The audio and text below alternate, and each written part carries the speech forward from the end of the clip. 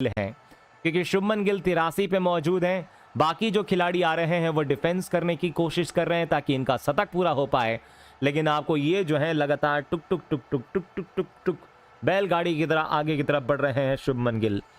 2 slips के साथ दाएं हाथ से आदिल रशीद की गेंद,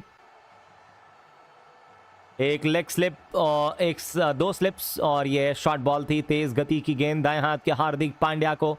पांड्या ने सीधे बल्ले से लॉन्ग ऑफ बाउंड्री की तरफ खेला, रन लेने का मौका नहीं मिल पाया क्योंकि लॉन्ग ऑफ और मिड ऑफ के बीच में फील्डर खड़ा था, इसी वजह से। आखिरी गेंद आदिल रशीद आ रहे हैं लेके वहां, एक और शॉर्ट बॉल और हार्दिक पांड्या ऐसे खिलाड़ी नहीं है जो कि रुक कर खेलेंगे और वो किसी को मौका भी नहीं देंगे कि आप शतक मारिए। अब मारे ना मारे फर्क नहीं पड़ता है क्योंकि हार्दिक पांड्या तो मारेंगे। शॉर्ट बॉल थी आदिल रशीद की, बैकफुट पे गए और बैकफुट पे जाके इस गेंद को इन्होंने पुल कर दिया लॉन्ग ऑन बाउंड्री के ऊपर, दर्शकों के अंदर 6 रनों के लिए।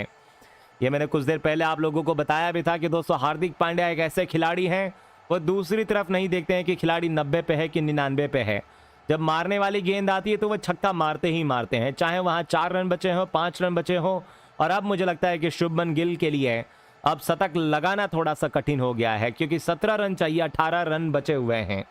अगर गलती से गेंदबाज ने एक वाइड डाल दी 5 रनों वाली, तो 5 रन के साथ आपको इनकी जो शतक लगाने की उम्मीद है वो भी खत्म हो जाएगी। खैर, साकिब महमूद अपने नए ओवर के साथ 18 रनों की आवश्यकता भारत को चाहिए ये मैच जीतने के लिए। ओवर द विकेट से लेके चले, कदमों का इस्तेमाल, आखिरकार ये आगे बढ़े, inside out shot, cover mid of के फील्डर को चीरती हुई गेंद निकल गई है डीप एक्स्ट्रा कवर बाउंड्री की तरफ, 4 रनों के लिए। बहुत सुंदर शॉट था, कदमों का इस्तेमाल करके गेंद की पिच तक पहुंच के, गेंद की पिच तक पहुंचने के बाद कवर और एक्स्ट्रा कवर के बीच में से गेंद को इन्होंने निकाल दिया और गेंद देखते ही देखते डीप एक्स्ट्रा कवर बाउंड्री के बाहर निकल गई है और ये पूरे 4 रन बटोर लिए गए हैं। इन 4 रनों की बदौलत 14 रनों की आवश्यकता, 83 गेंदें बची हुई हैं।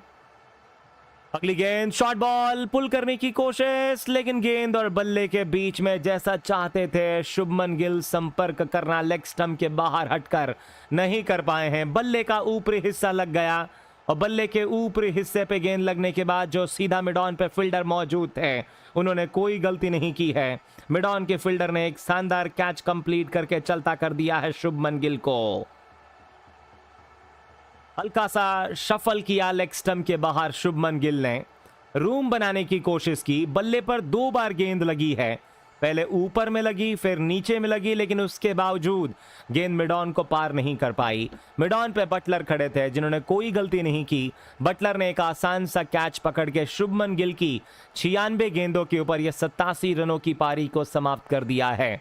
बहुत बढ़िया पारी कहना पड़ेगा दोस्तों शुभमन गिल की तरफ से, लेकिन 87 रनों की पारी खेलकर अपनी विकेट गंवाकर वापस पवेलियन लौटते हुए इस गेम में नए बल्लेबाज आ रहे हैं भारतीय टीम की तरफ से रविंद्र जडेजा। रवि जडेजा भारतीय टीम की तरफ से नए खिलाड़ी, और आइए जरा देखें कि इस मैच में रविंद्र जडेजा का बल्ला जो है वह चलता है या नहीं चलता है। रविंद्र जडेजा की बात की जाए दोस्तों तो रविंद्र जडेजा जो है अपनी बल्लेबाजी से बढ़िया प्रदर्शन कर सकते हैं क्योंकि बैटिंग जो है वो बहुत अच्छी करते हैं रविंद्र जडेजा। आज तो इन्होंने गेंदबाजी भी अच्छी की है, तो उम्मीद करेंगे कि रविंद्र जडेजा जो है गेंदबाजी के बाद अपनी बल्लेबाजी में भी थोड़ा बहुत दमखम दिखाएं क्योंकि चैंपियंस ट्रॉफी बिल्कुल नज़दीक है और भारत के लिए रविंद्र जडेजा जो है वो बहुत महत्वपूर्ण खिलाड़ी साबित होंगे आपको आईसीसी चैंपियंस ट्रॉफी के अंदर। रविंद्र जडेजा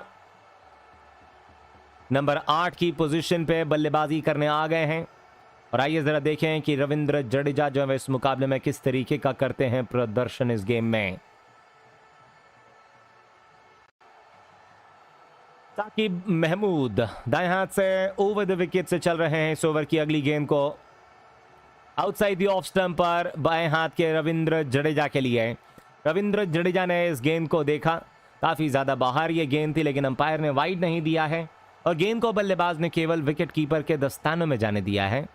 थोड़ी सी हैरानी हुई दोस्तों अंपायर को देख के कि अंपायर ने ये वाइड नहीं दिया है। वहां 235 पे 6 है भारतीय टीम, 36 ओवर 3 गेंदों की समाप्ति पे 3 गेंदें मौजूद हैं। रविंद्र जडेजा एक गेंद पे खाता नहीं खोल पाए हैं। हार्दिक पांड्या 2 गेंदों पे 6 बना के।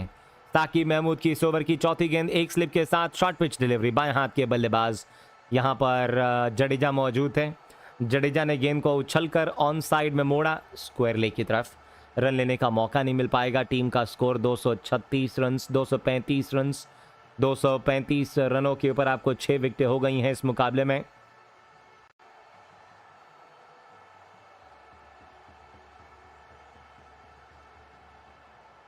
अगली गेंद दाएं हाथ से लेके चल रहे हैं तेज गेंदबाज साकिब महमूद,